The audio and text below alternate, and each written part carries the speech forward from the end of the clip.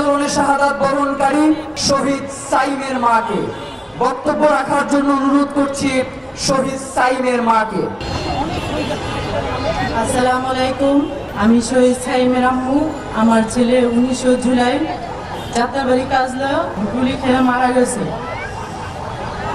আমার ছেলেরে কিভাবে যে হত্যা করছে, কিভাবে যে গুলি করছে, গুলি করে রাস্তায় ফালায় রাখছে। তো আমার ছেলের কি দোষ ছিল?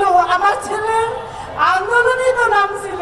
তা আমার ছেলে এই নির্মমভাবে যে গুলি করছে, এই স্বৈরাচার শেখ হাসিনা আমরা কোথাও দেখি নাই যে এইভাবে বাংলাদেশের ছেলেদের গুলি করে এইভাবে মারে, ছাত্রদের এইভাবে গুলি করে মারে। ওরা তো কোনো অস্ত্র নিয়ে নামে নাই রাস্তায়, ওরা নিজেদের অধিকার আদায়ের জন্য নামছিল।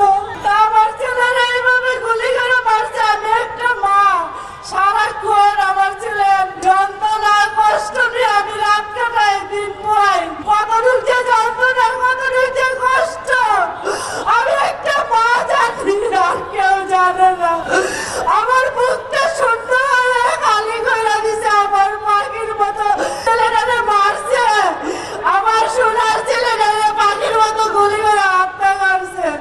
তাই আমার মার ভিতরে রক্তক্ষরণ হয় সারাক্ষণ যে এই বাংলার মাটিতে আমার ছেলের হত্যার বিচার এখনো হইতাছে না। আমি আমার ছেলের বিচার পাইতেছি না কেন? তা আমার সবার কাছে, সরকারের কাছে একটাই দাবি যে আমার ছেলের যেভাবে হত্যা করছে, এইভাবে যেন এই স্বৈরাচার শেখ হাসিনারে এই বাংলার মাটিতে আইনা যেন ফাঁসি দেয়। আমার চাওয়া ফাঁসি, আর কিছু না। ও যেন বুঝতে পারে একটা মায়ের বুক খালি করলে ওই মায়ের কতটুকু যন্ত্রণা দিয়া এখনো বেঁচে আছি আমি, তা যেন ওরে বুঝাই দেওয়া হয়। এই বাংলার মাটিতে যেন আইনা ওরে সর্বোচ্চ ফাঁসি দেওয়া হয়। আমার এতটুকু চাওয়া। আর এই বাংলার মাটিতে যেন কখনো কোনোদিন আওয়ামী লীগ যেন না আসতে পারে। আওয়ামী লীগ চিরতরে যেন যেন নিষিদ্ধ করা হয়। আওয়ামী লীগ আমরা নিষিদ্ধ চাই, নিষিদ্ধ চাই। আওয়ামী লীগ সারাক্ষণ নিষিদ্ধ চাই। আমাদের যন্ত্রণা, আমাদের যে কষ্টটা, আমাদের যে কষ্ট বুক ফাটা, এই যে ঈদ গেল, ঈদের ভিতরে আমরা ছেলে ছাড়া আমি ঈদ করতে পারি নাই, আমার মুখে দিয়ে খাবার যায় নাই। আমার এই ছেলের কথা এত মনে পড়ছে, আমি সারা রাত্র কান্না করছি। আমার এই যন্ত্রণা আমি কার কাছে বলবো? আমার যন্ত্রণাটা এতটুকু শান্তি হবে যেদিন শেখ হাসিনার বিচার হবে, যেদিন এই বাংলাদেশে বিচার পাবো, সব শহীদের বিচার হবে।